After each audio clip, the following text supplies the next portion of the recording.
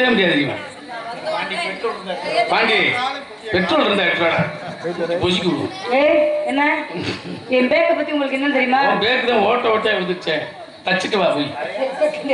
என் back round என்னன்னு உங்களுக்கு தெரியுமா? ஓ ரவுண்ட்ல கிரிக்கெட் கூட விளையாடலாம். வாய மூடியா முதல்ல. இன்னைக்கு நாங்க எங்க போறோம்? கண்ணகத்தமா காவலுக்கு போறோம்.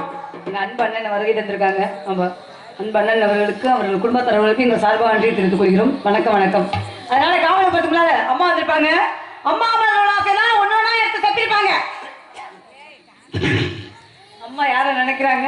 சாட்சாத் அந்த முருகப்பெருமான நினைக்கிறாங்க. நான் யார நினைக்கிறேன்?